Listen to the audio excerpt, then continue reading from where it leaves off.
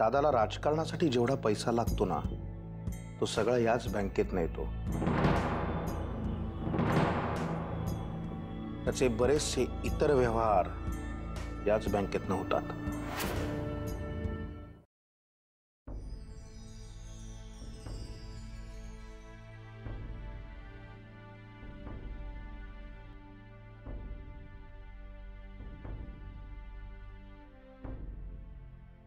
काय झालं आत्याबाई?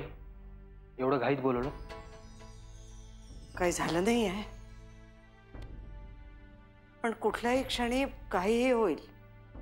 आत्याबाई, तुमचा फोन आला आणि त्यावर ज्या पद्धतीने तुम्ही बोललात त्यावरनं मला वाटलं की काहीतरी विचार करण्यासारखं आहे म्हणून. काल स्वप्नात भवानी माई आली होती. तरी विचित्रच बोलत होते. आत्याबाई, ती सरळ कधी बोलते? हो, पण यावेळेला तिच्या बोलण्याला काहीतरी वेगळाच वास येत होता. म्हणजे बोलली घोड्यातच, पण काहीतरी उलगडल्यासारखं वाटत होतं. काही चिंता करण्यासारखं आहे का? भरपूर चिंता करण्यासारखं आहे.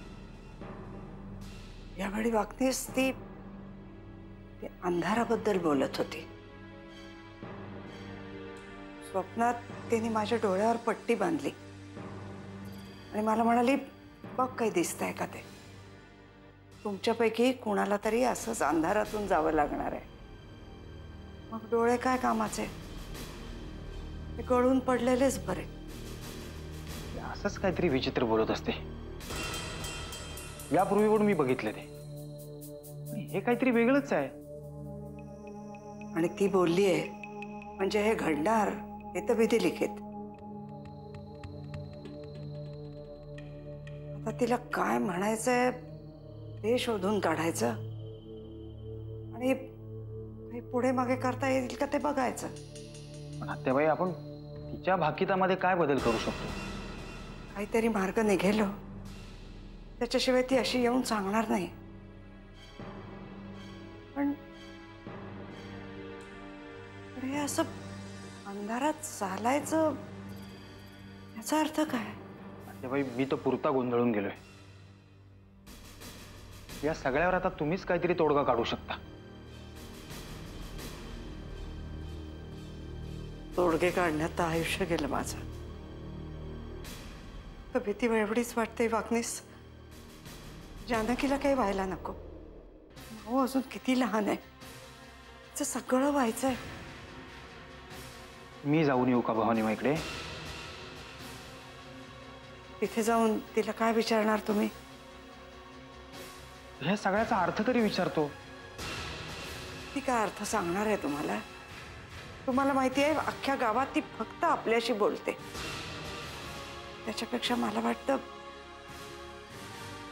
मीच जाऊन येते. अजिबात नाही आत्याबाई, आधीच तुमची प्रकृती खालावली आहे, त्यातनं ही सगळी दगदग नाही. त्यापेक्षा मला सांगा, मी जाऊन येतो. ठीक आहे, तुम्ही जाऊन या, पण उद्याच निघा मात्र. हो, येतो मी.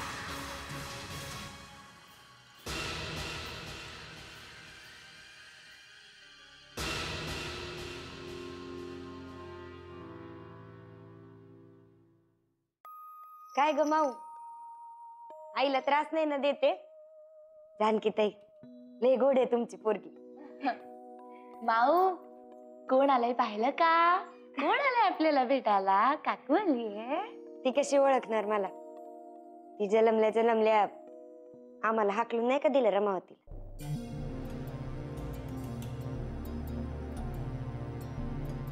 माऊ, एक गोष्ट लक्षात ठेव बर का, तू ना जगातली सगळ्यात नशीबवान पोरगी आहेस बघ.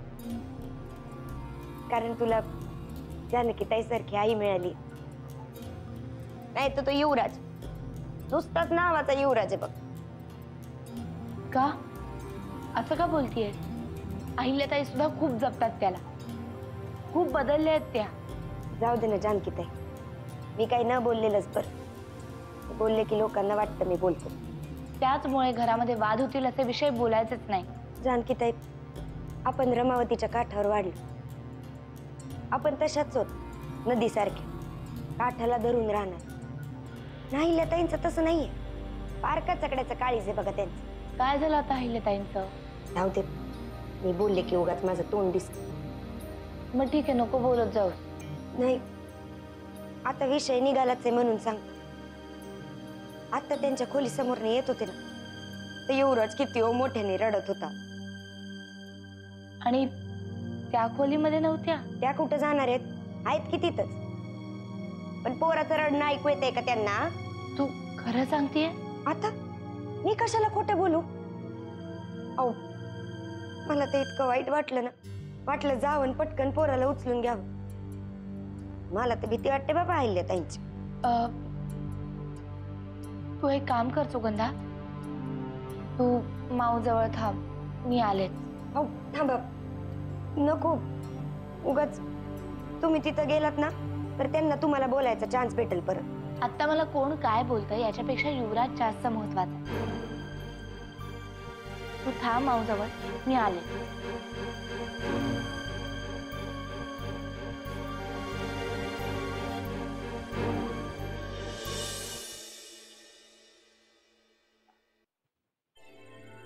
काय काम आहे का? नाही, काही काम नाही. मग एवढा घाईघाईने रूम मध्ये का आलीस? बाळ रडत होतं ना म्हणून. तुझ्या कानात काय रडण्याचं यंत्र बसवलंय का? तुला 24 तास मूल रडण्याचा आवाज येतो? बाळ रडत नसेल तर चांगलीच गोष्ट आहे, पण मला वाटलं बाळ रडतंय म्हणून मी आले. समजा माझं बाळ रडत असेल तर तुला धावायची काय गरज आहे? माझं बाळ आहे ना, मग मी त्याला सांभाळायला समर्थ आहे. सतत तुला किती काळजी आहे हे दाखवायची गरज नाहीये. अहिल्याताई, एवढं बोलण्याची काहीच गरज नाहीये. मी दरवेळी येते ते बाळाच्या प्रेमापोटीच ना. काही गरज नाहीये त्याची. जसं घरातल्यांना तू आधी तुझ्या प्रेमाची सवय लावलीस आणि मग सगळ्यांना वश केलंस, त्याच पद्धतीने माझ्या बाळालाही तुझी सवय लावतेस का? म्हणजे तुला माझ्यापासून प्रत्येक गोष्ट हिरावून घ्यायची. आता कुठे माझा नवरा तुझ्या भोळ्या बाबळ्या चेहऱ्याच्या प्रेमातून बाहेर पडलाय. त्यामुळे निघ आता इथून. अहिल्याताई बास, तुम्ही उगीच विषय वाढवताय. तुला नक्की काय सांगायचंय ग? आई म्हणून मला माझ्या मुलाला सांभाळता येत नाही हे म्हणायचंय का तुला? का आई म्हणून फक्त तुला सगळं कळतं? हे बघा, हे मला सुद्धा माहितीये की आई पण कोणी आईच्या पोटातून शिकून नाहीये. ते अनुभवानेच कळतं.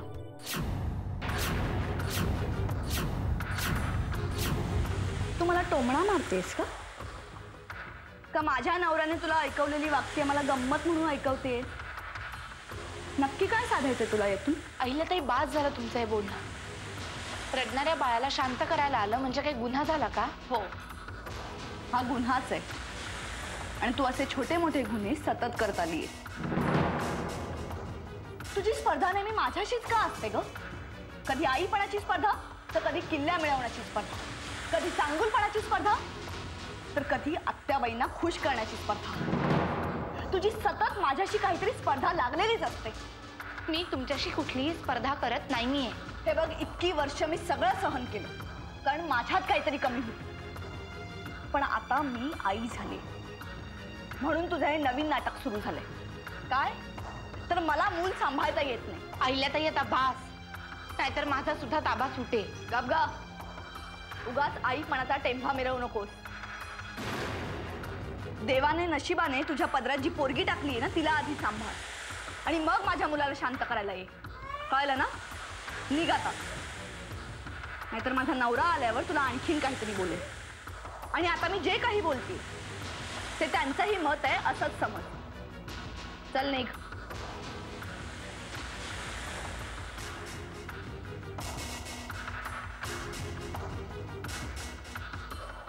अगं तू म्हणतेस ते पटतंय मला अमृता, पण आता या वेळेलाच मला खरी तुझी गरज आहे ग.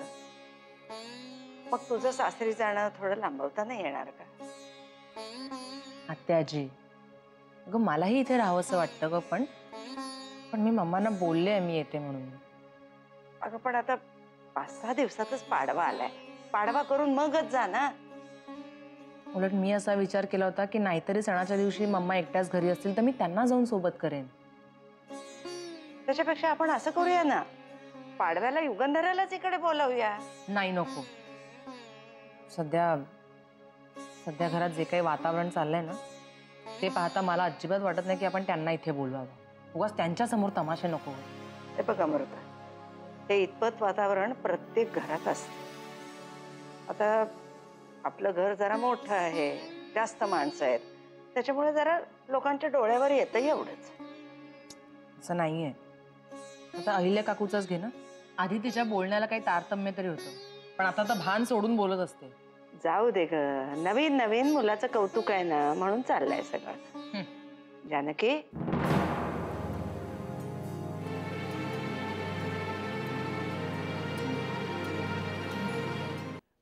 कुठे चाललीस ग?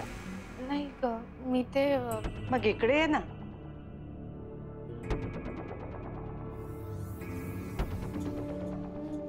काय झालं अगं? डोळ्यात पाणी का तुझ्या? नाही, काही नाही. म्हणजे काम करताना काहीतरी डोळ्यात गेलं वाटतं. जानकी, तू इथे नवीन आली होतीस तेव्हा ही असली कारणं मला सांगत होतीस. तेव्हाच ठीक होतं, नाही, पण आता मी तुला चांगली ओळखते. खरं सांग, काय झालंय? खरंच काय नाही झालं. त्याची अगं जाऊ दे ना. तू एवढी का पॅनिक होतेस? अगं, डोळे म्हणजे नाजूक काम असतं ग, काळजी नको घ्यायला. अगं, काय झालंय तुला? एवढी का घाबरलीस तू? काहीही होणार नाहीये तिला. काय झालं ते बाई, इतकी अस्वस्थ का दिसतेस तू? अरे नाही, ते काहीही झालेलं नाहीये. जानकीच्या डोळ्यात जरा पाणी बघितलं ना, त्यामुळे लगेच जीव कासावीस झालाय तिचा. बस, सगळं काही अगदी त्याच्या कानावर गेलंच पाहिजे असं काही नाहीये. आता बाई, मला जरा बोलायचंय तुझ्याशी. माझ्या खोलीत येतेस? हो, येते ना.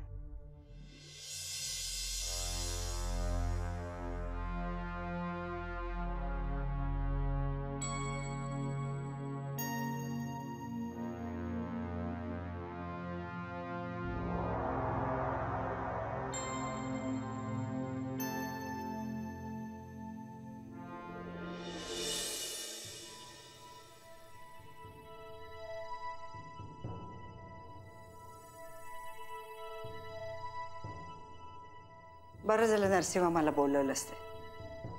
मला पण तुझ्याशी बोलायचंच होतं, पण आधी तुला काय बोलायचंय ते तू बोल. बस.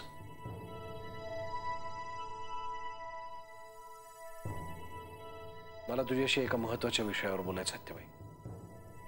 तुझा चेहरा सांगतोय की तुला काहीतरी फार महत्वाचं बोलायचंय. बोल, काय बोलायचंय ते. वामन बद्दल. आता त्याचं काय आणखी? वामन आणि त्याच्या मेंदूतून येणाऱ्या त्याच्या कल्पना आता हसण्यावारी नेण्यासारख्या नाही राहिल्या तात्याबाई. काय झालं नरसिंहा? अरे तू एवढा गंभीर का झालायस? तात्याबाई, वामनने मूल दत्तक घेणं, त्याच्या बायकोवरून भांडण करणं, या सगळ्या त्याच्या वैयक्तिक बाबी झाल्या. पण आता तो वेगळ्याच पद्धतीने माझ्या मागे लागलाय. वामनला आता रमावती सहकारी बँकेचं चेअरमन पद हवंय.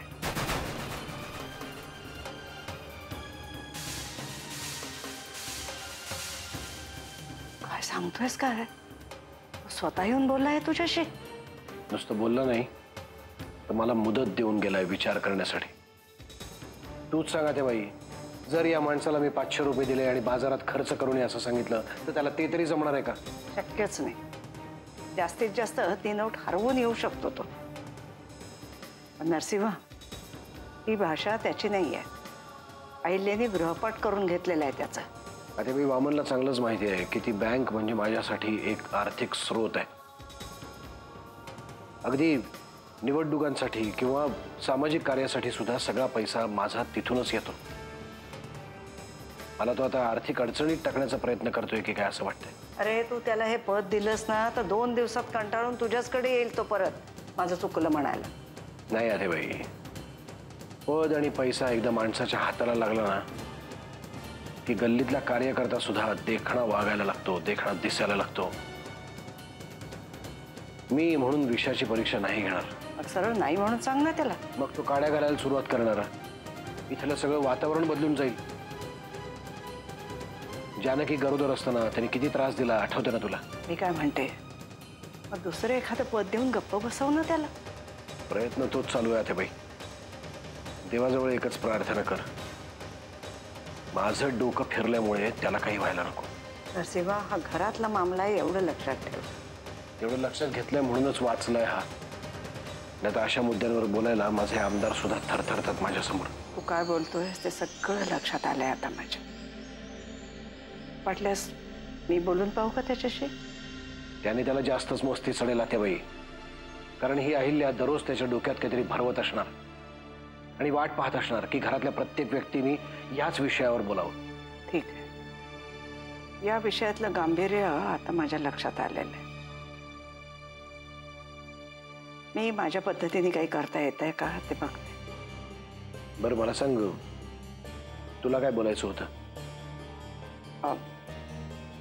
अरे, या सगळ्या विषयात बघ, मला काय बोलायचं होतं ते मी विसरूनच गेले. पण जरा जपूनच हा नरसिंहा. नशीब या भानगडीपासून अजून परशू लांब आहे. तसं काही नाही आतेबाई. वामनचा ऐकून परशू सुद्धा आला होता माझ्याकडे, मला एखादं पद दे असं म्हणत. कानाखाली नाही द्यायच्याच त्याच्या? खरं तर 2 कानाखाली वामनच्याच काढाव्यात असं वाटलं होतं मला. पण मला काय बोलायचं होतं ते आठवलं की बोलीनच मी तुझ्याशी. येऊ मी आता?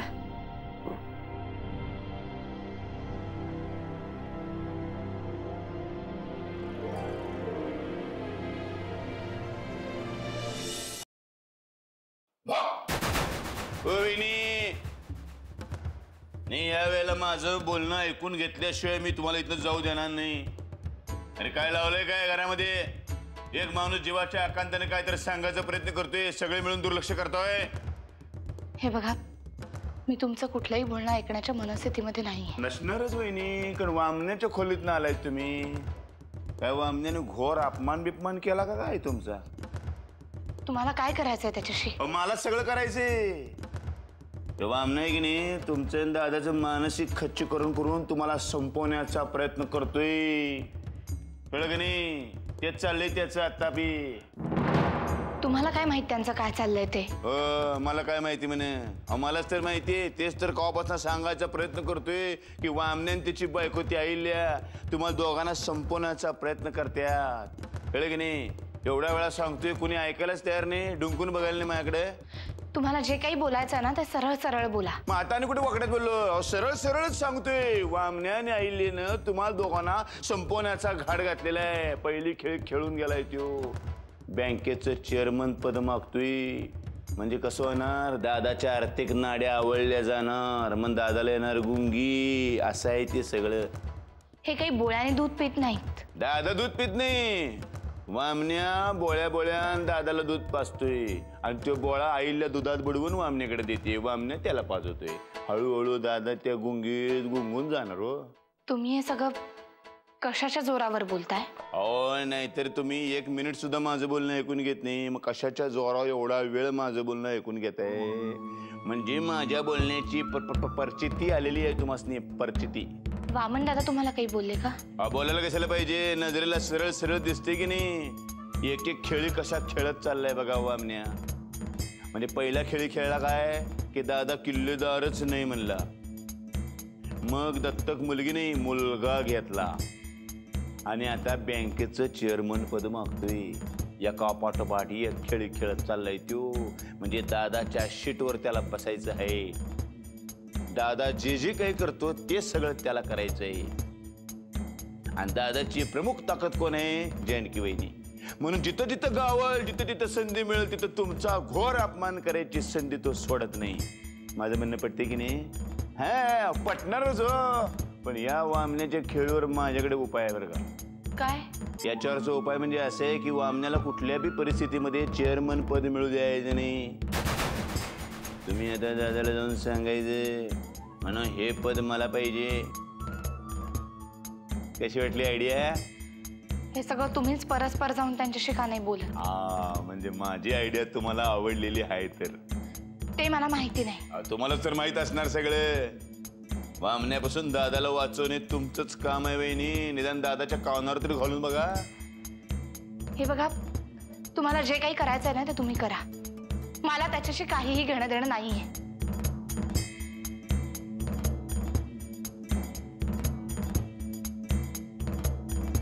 वा वहिनी, एवढा वेळ माझं बोलणं ऐकून घेतले, ह्याच्यातच सगळं आलं.